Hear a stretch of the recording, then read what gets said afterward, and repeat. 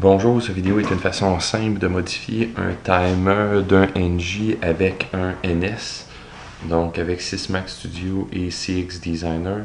Premièrement, on va créer un timer dans Sysmax Studio. Donc, on va mettre une condition.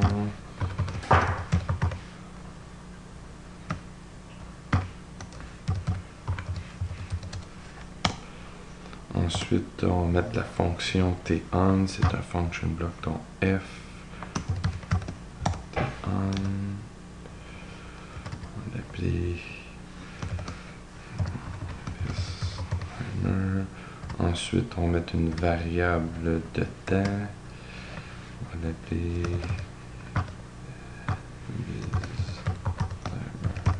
PT. Puis on va même mettre une variable pour savoir combien, donc biz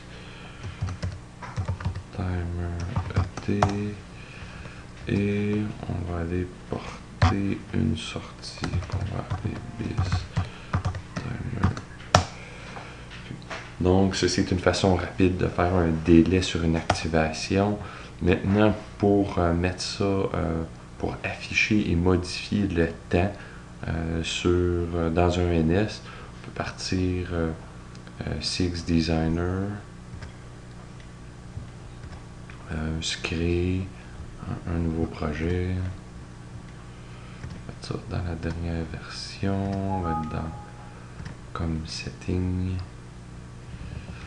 on va enlever le port série, on va utiliser le port Ethernet. On peut laisser ça par défaut, ajouter un host, lui dire que c'est un NG, donner une adresse.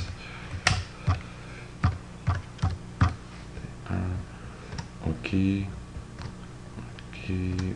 Terminer la page. Ensuite, on prend une modification de chiffre.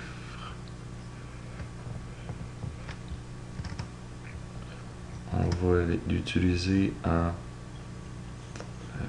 unsigned et le UL. Oui, UL. Le unsigned long integer pour 4 mots de long parce que le timer dans le NG utilise 64 bits. Et on va l'utiliser à l'adresse, disons, le D0. C'est correct. On va utiliser le D0. Une chose qu'il faut faire, parce qu'étant donné que le timer dans l'NG est en nanosecondes, on va utiliser un scale. On va mettre son SEC comme nom d'unité, et ensuite comme unité, on va mettre nanosecondes, donc 0.9 fois, donc 1, 2, 3, 4, 5, 6, 7, 8, 9. Et OK. Je suis rendu ici, j'utilise le D0 pour mon temps. Qu'est-ce qu'il me reste à faire dans Sysmax Studio? C'est trouver ma variable biztimerpt qui est ici et de l'associer au D0 que j'ai fait. Pour ce faire, cliquer à l'intérieur, je dis D0 et je le coche comme retain. Et c'est fait. Bon, je vais sauvegarder ça ici.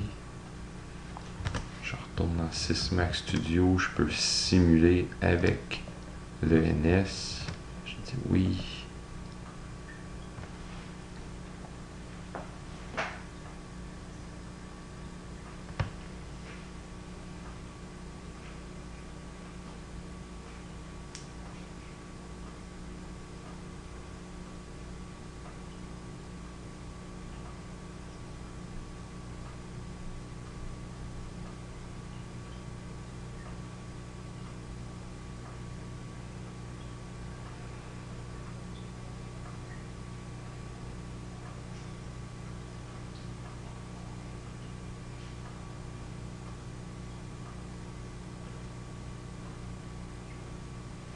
Donc présentement mon timer est à 0 millisecondes, il est à 0 ici, c'est en secondes. Si je viens de rentrer puis je vais avoir un 5 secondes, on voit que le 5 secondes maintenant il est établi.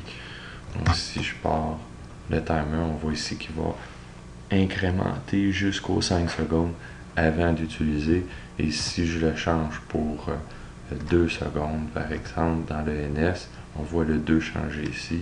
Donc, si je retourne là, et je le mets à off et je le remets à on, maintenant mon temporisation est de 2 secondes. Merci, à bientôt.